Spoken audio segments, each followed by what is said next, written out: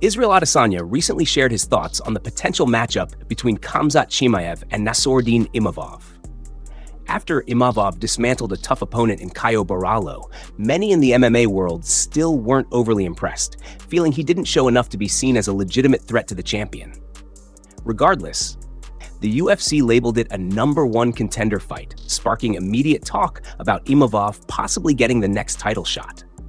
Adesanya broke it down, saying he believes the Frenchman actually holds the advantage on the feet.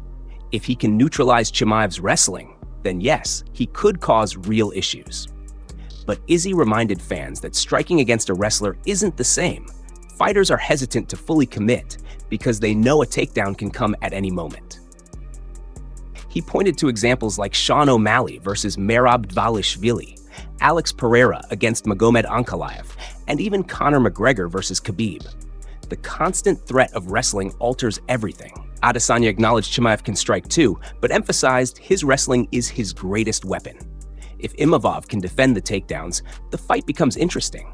Though for now, momentum is clearly on Chimaev's side.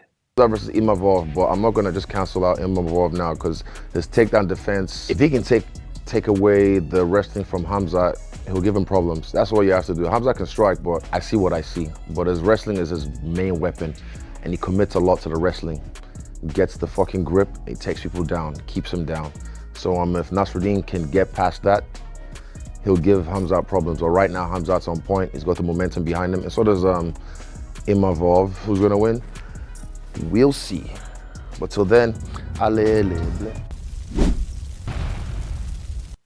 Islam Makhachev also made headlines during a press conference with Russian outlet Tovar GSK. He confirmed he feels strong and healthy while preparing to move up to 170 pounds for his welterweight title clash with Jack Della Maddalena. The adaptation process has gone smoothly, and he looks focused on the task ahead. When asked about Ilia Topuria, Islam admitted conversations with the UFC have taken place, but stressed nothing will happen until after he handles Jack Della.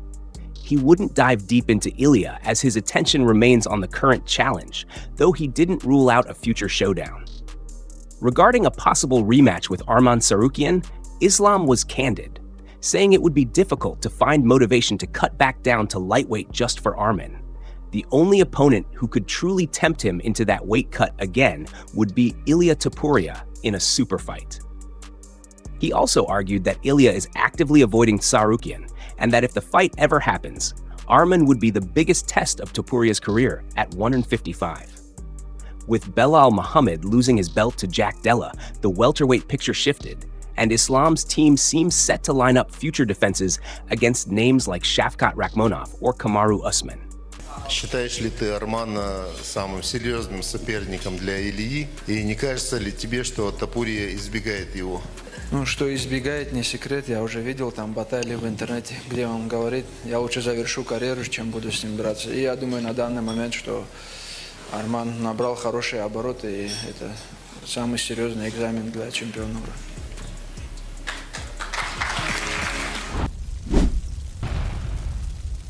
Meanwhile, Dana White has come under fire following disturbing claims from UFC Shanghai. Fighter Kiefer Crosbie revealed shocking details about how he was treated after suffering a brutal knockout loss to Nueraji Teyake, which also included an illegal knee that should have been penalized more heavily. Crosbie says that afterward, no doctor checked on him, no concussion protocol or brain scan was performed, and he wasn't even asked basic health questions. Instead, he was stitched up and put into a taxi while suffering from clear concussion symptoms and whiplash.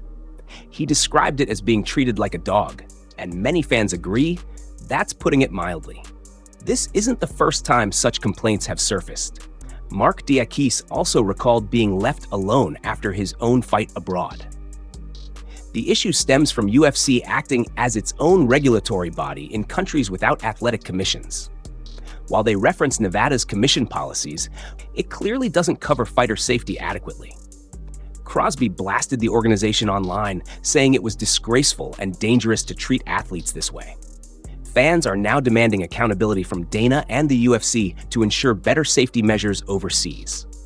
Don't forget to like and subscribe for more MMA updates.